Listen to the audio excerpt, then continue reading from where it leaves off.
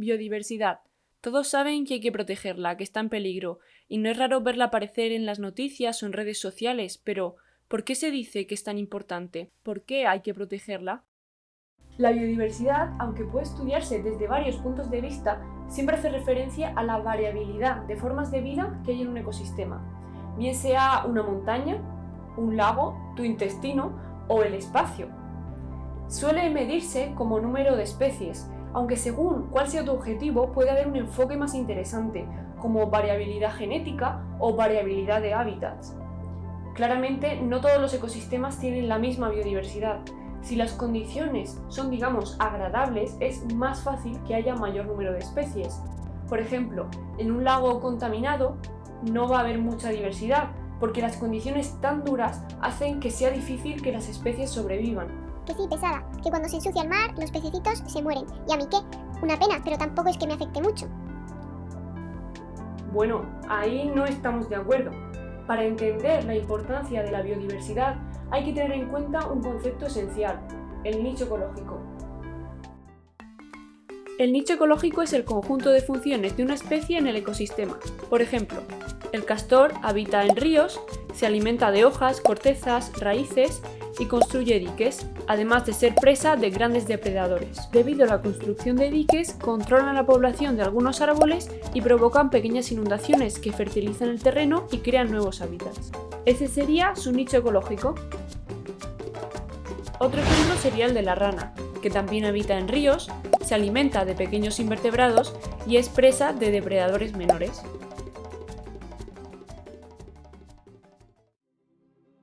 Podríamos decir que el nicho es el lugar que ocupa la especie en el ecosistema, por lo que un ecosistema sería un conjunto de nichos ocupados. Cada nueva especie ocupará un nuevo nicho. Viéndolo en una gráfica, a mayor número de especies, habrá mayor número de nichos ocupados, hasta llegar a un punto, el umbral crítico de especies, algo así como la biodiversidad mínima para considerar completo el ecosistema. ¿Pero qué significa que esté completo? ¿Por qué es mejor que la mayoría de nichos estén ocupados? Pues primero, que haya más nichos ocupados hará que se aprovechen mejor los recursos, por lo que el ecosistema será muy productivo. Y segundo, cuantos más nichos ocupados haya, habrá mayor redundancia funcional. ¿Redundancia función qué? Como hemos dicho antes, el nicho de una especie es el conjunto de sus funciones. Hablar de nichos ocupados es hablar de función del ecosistema. Conforme se ocupan los nichos, crecerá la función del ecosistema, llegando hasta la biodiversidad mínima, donde estará completo. A partir de ahí seguirán entrando especies, pero serán parecidas a las que ya había. Habrá redundancia funcional. Entonces nos las podríamos quitar de medio, ¿no? No aportan nada. No. Para nada quiere decir que estas especies sobren. Esta redundancia funcional es muy positiva para el ecosistema. Se puede ver con un ejemplo. Si hubiera un hipotético ecosistema con una única especie de plantas y por tanto sin redundancia funcional, a la hora de absorber nutrientes a través del agua del suelo, la planta se saciaría sin problemas y habría una absorción parcial. En cambio, si hubiera varias especies, a la hora de absorber esos nutrientes necesitarían competir por el recurso y tendrían dificultades para obtener todo lo que necesitan. Para evitar la competencia tenderían a especializarse y absorber, por ejemplo, a diferentes alturas o en diferentes momentos del día, con lo que el recurso se aprovecharía al máximo.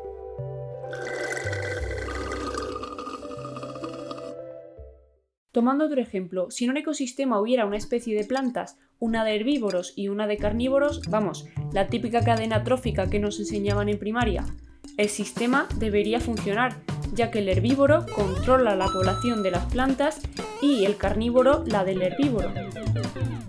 Sin embargo, si se extendiera una epidemia que acabara con el carnívoro, el herbívoro crecería descontroladamente, acabando con la población de plantas, provocando así su propia extinción y, en resumen, no quedaría nada.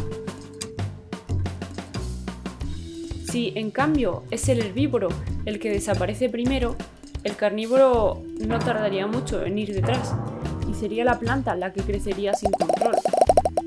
Por eso decimos que este ecosistema es altamente inestable. Cualquier pequeño cambio puede ser fatal. Pero el escenario podría ser muy diferente. Si hubiera varias especies de plantas, varias de herbívoros y varias de carnívoros, entre las cuales se hubiesen formado varias cadenas tróficas, al desaparecer un carnívoro, habrá otro que se alimente de su presa, ocupando su nicho ecológico. O si es la planta la que desaparece, el herbívoro consumirá de otra especie, invadiendo parcialmente su nicho ecológico. Se habrán creado relaciones complejas y flexibles que harán que tenga que haber muchas perturbaciones para que el ecosistema se desestabilice de una forma irremediable. Por eso decimos que la biodiversidad equivale a la estabilidad.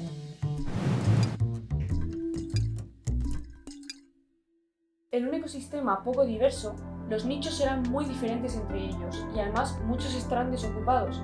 Eso hará que tenga una baja productividad y una alta inestabilidad. Sin esas especies de reserva, el ecosistema tendrá realmente muy difícil adaptarse cuando posibles cambios ocurran. Entonces podríamos pensar, por ejemplo, el Amazonas, que es un lugar muy diverso, debería ser también muy estable. ¿Por qué nos preocupamos entonces tanto? La razón es que, por si alguien no se ha enterado todavía, en el planeta, a nivel global, están ocurriendo una serie de cambios muy drásticos. La contaminación, el cambio climático, la sobreexplotación y un largo etcétera. Algunos de estos cambios globales están directamente relacionados con la extinción de especies, como es la sobreexplotación o la introducción de invasoras, pero otros, aunque no se ve una conexión tan clara, también la tienen. Por ejemplo,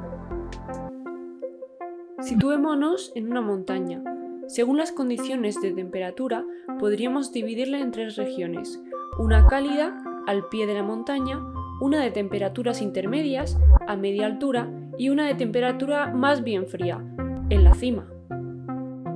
A cada especie le resultará favorable una u otra temperatura, por lo que se distribuirán entre el pie, la ladera y la cima. Ahora, con el calentamiento global, las zonas cálidas han pasado a ser muy cálidas, las templadas a cálidas y las frías a templadas. Debido a ello, las especies necesitarán redistribuirse, desplazándose a posiciones más elevadas, con condiciones más adecuadas para ellas. Pero, ¿y las que ya vivían en la parte fría? Quedarán secuestradas en la cima, incapaces de ascender más. Intentarán buscar montañas con mayor altitud, si existe alguna, lo suficientemente cerca, y si no, tendrán que adaptarse a las nuevas condiciones o desaparecer. Y eso para los animales, que se desplazan sin problema, no hablemos de las pobres plantas.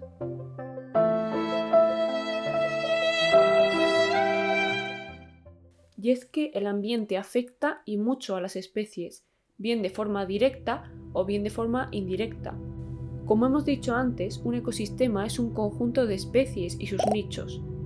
Estas especies se relacionan entre ellas a través de sus nichos, dando estructura al ecosistema. Cuando una especie se ve alterada de forma directa, el resto se verán alteradas de forma indirecta, haciendo que sea muy difícil predecir la magnitud final del efecto en el ecosistema. Si la alteración no es muy agresiva, las especies se adaptarán y el ecosistema se adaptará con ellas y se conservará, con algunos cambios. La desaparición de una especie puede ser una alteración muy fuerte, pero si el ecosistema es suficientemente diverso y por tanto estable, también conseguirá adaptarse. Sin embargo, si se producen extinciones constantes, los efectos se irán sumando y la pérdida de biodiversidad se hará significativa, hasta llegar a un punto en el que el ecosistema no resista las condiciones y se transforme en un ecosistema nuevo, con una estructura y dinámicas totalmente diferentes a las que había en un principio. Algunas especies se habrán adaptado y otras habrán desaparecido por el camino. A lo largo de la historia del planeta han habido varias extinciones masivas y cambios bastante radicales. Lo que diferencia la situación actual son dos cosas. Primero, hoy en día estamos tú y yo sobre el planeta, formando parte de una especie en un ecosistema. Si los ecosistemas que habitamos sufren cambios tan radicales, no tenemos garantizado estar en el grupo de las especies supervivientes.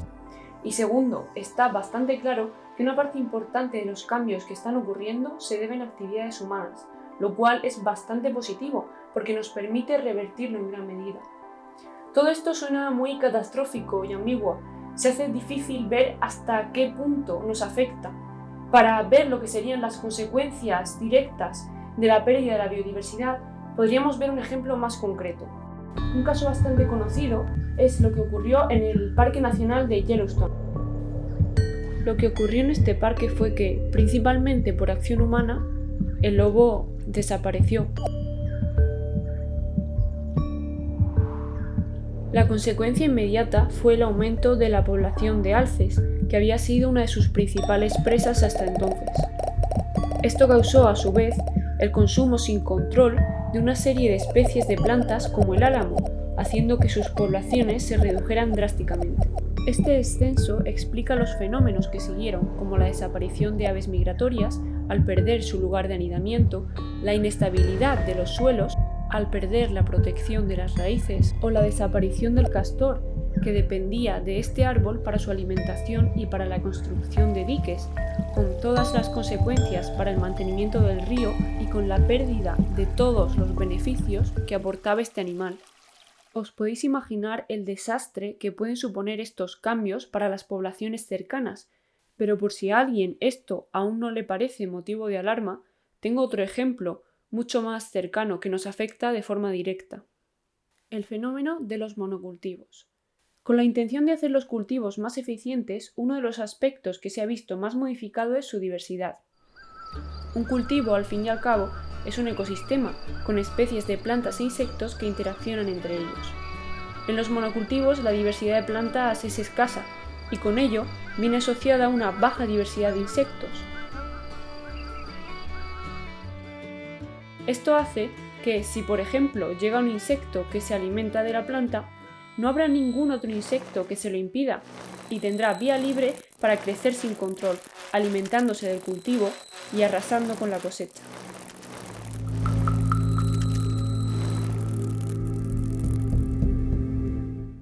En cambio, en un cultivo en el que se ha conservado cierta diversidad de plantas y con ella cierta diversidad de insectos, al aparecer una especie nueva, una potencial plaga, esta tendría que enfrentarse a competidores que frenarían su crecimiento o a depredadores que regularían su población.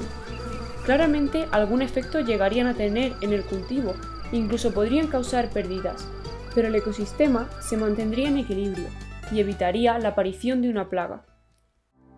Un ecosistema es algo muy complejo y queda mucho que estudiar para llegar a entenderlos bien, pero lo que está claro es que la biodiversidad tiene un papel fundamental en ellos y que está amenazada de muchas formas.